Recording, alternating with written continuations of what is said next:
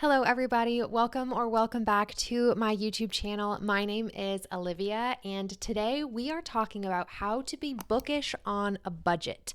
This I think is one of my favorite things, or I don't even know if I want to say that it's one of my favorite things, but I think it's one of the things that I know how to do best. Usually on my channel, I make a lot of videos about book reviews, the books I read that month, the books I want to read in the next month. But something that I don't think gets talked about very often on booktube / in the book community is how expensive buying books can be. When you go to Barnes & Noble, guys, books in there can be like $20, $25, and they get you with the little buy one, get one 50% off, but you're still spending like $30 on a book. But during college and being what I like to call a broke college student, I think I mastered how to buy and read books for free or for cheap. So that's what we're going to be talking about in this week's video. I have two categories. The first category is how to read books for free.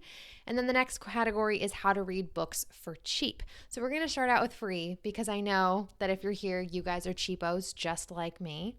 Let's get into it. And yes, for any of my returners, I am in a different location today. Daylight savings is really screwing over my whole filming setup, so I have to figure that out. But yeah, let's get to the good stuff. We're starting out in the free category. Now, tip number 1. This is actually a really fun one.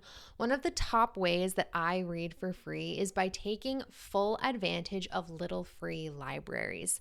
Little Free Library, I think it's technically a nonprofit organization. They basically promote people building like these little library boxes and setting them up in like their front yard. And then people literally can just exchange books for free. It's pretty awesome. You can actually go into Google Maps and look up like Little Free libraries near you. And in all of the places that I've lived, I've had Little Free libraries close to where I live.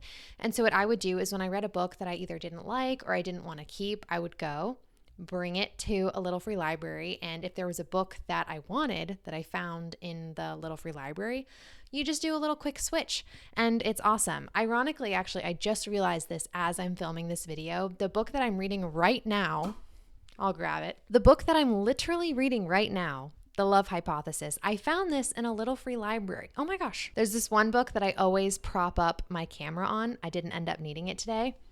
That book is The Cruel Prince in this really beautiful edition. I also found this in a Little Free library. You guys, there are some good finds in there. One man's trash is another man's treasure. That's the expression, right?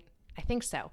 Anyway, highly recommend Little Free libraries. I'll link the organization and like a Google search down below so you guys can find them.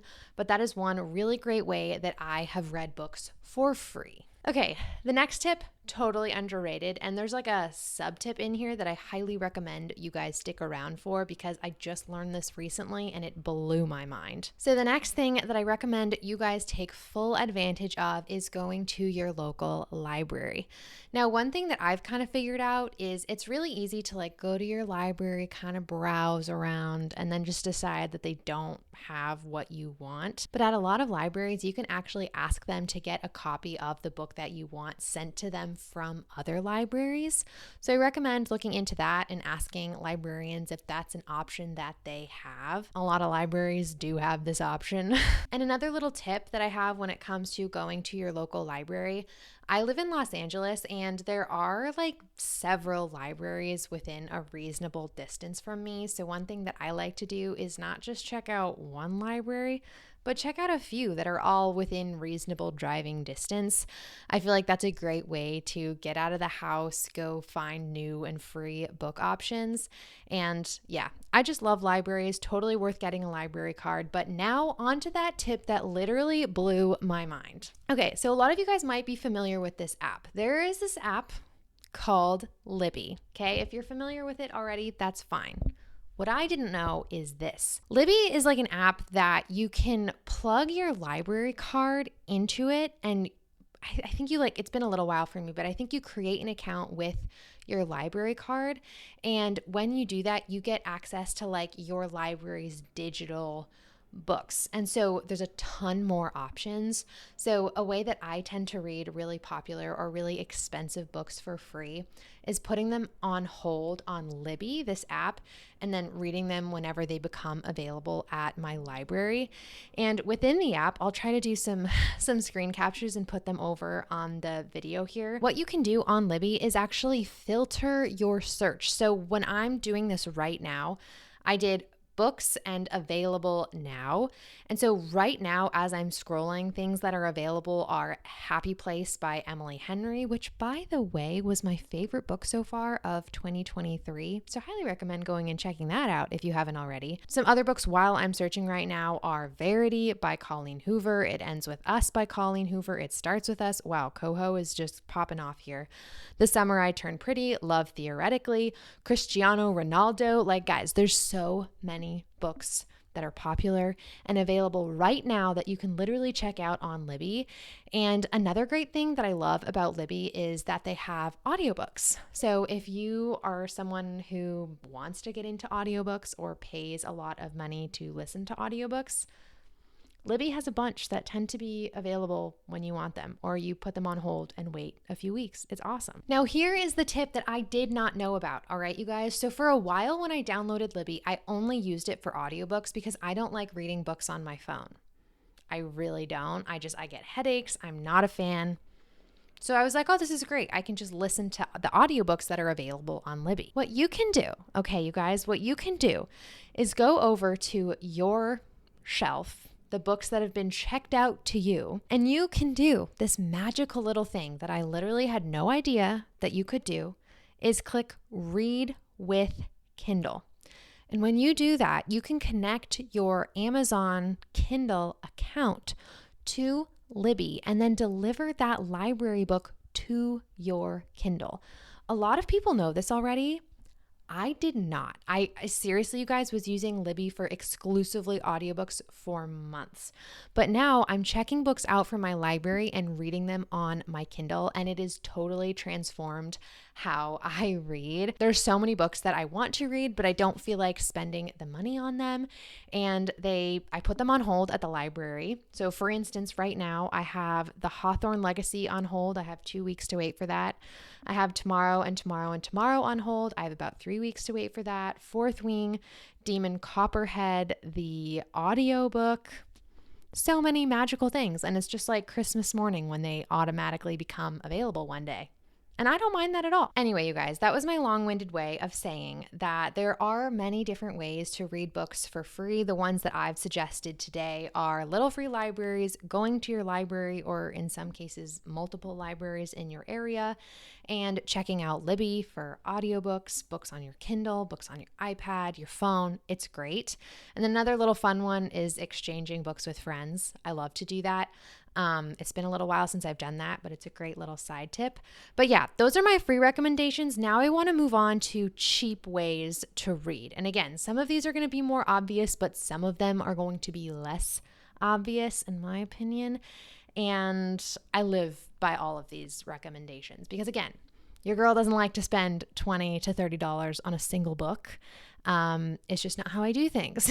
So the next one that we are going to be talking about, the first item in the cheap category, this is one of the more obvious ones, and that's thrifting. Guys, thrifting books, it's not for everybody. I get that. Some people like to know what they're going to find.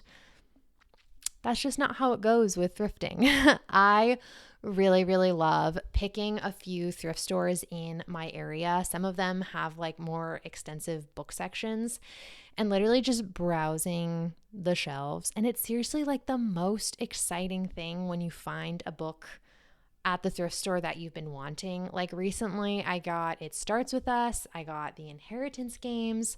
There's so many books on my shelves that I bought at thrift stores. I got The Hating Game at a thrift store. So many. I've had so many amazing finds.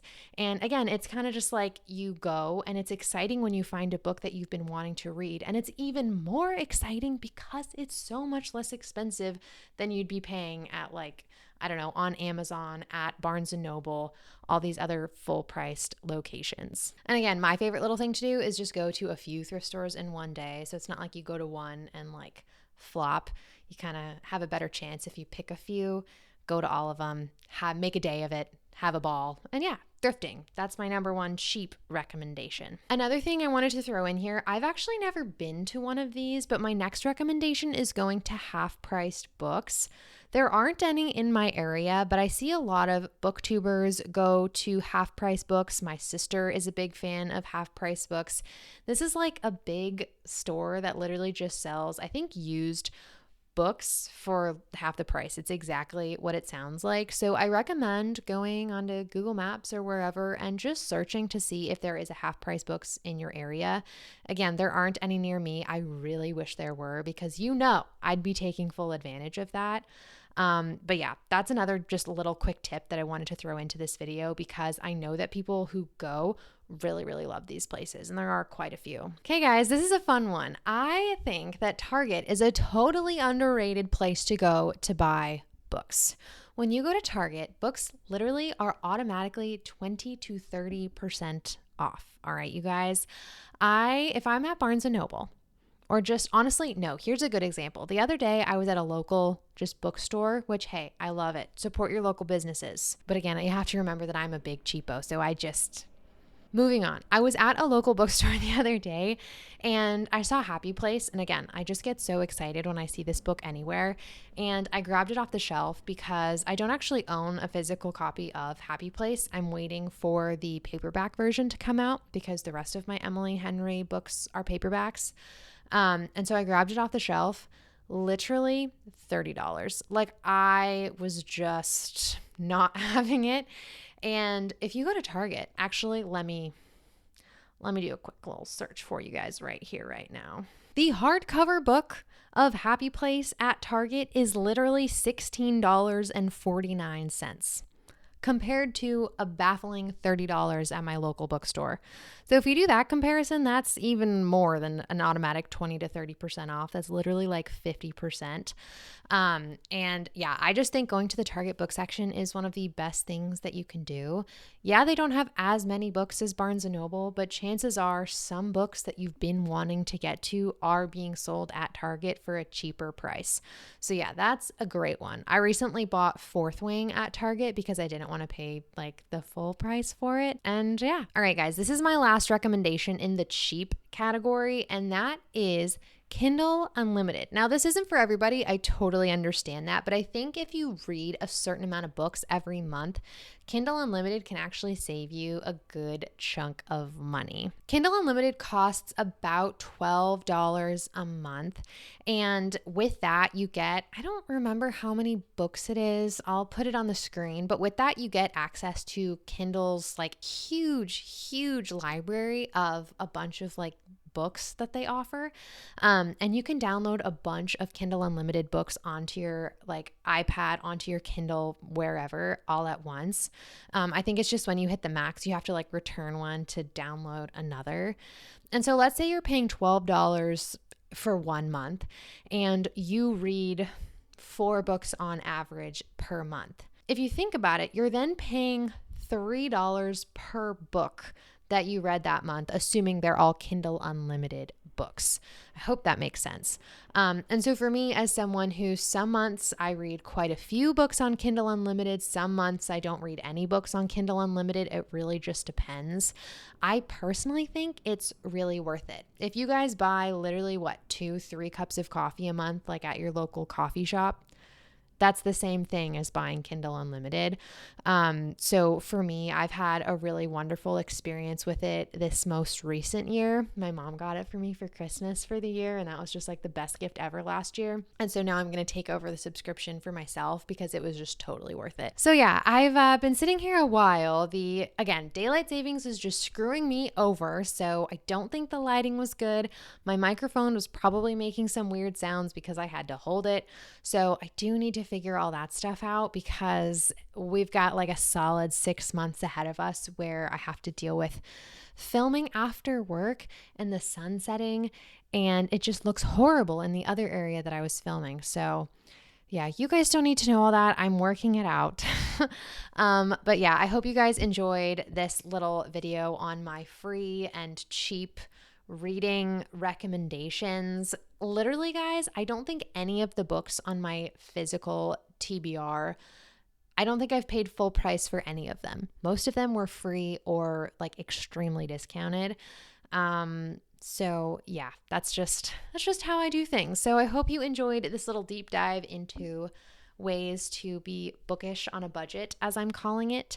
And yeah, I hope you guys are having a great day and a great reading month, and I'll see you in the next one. All right, you guys. Bye.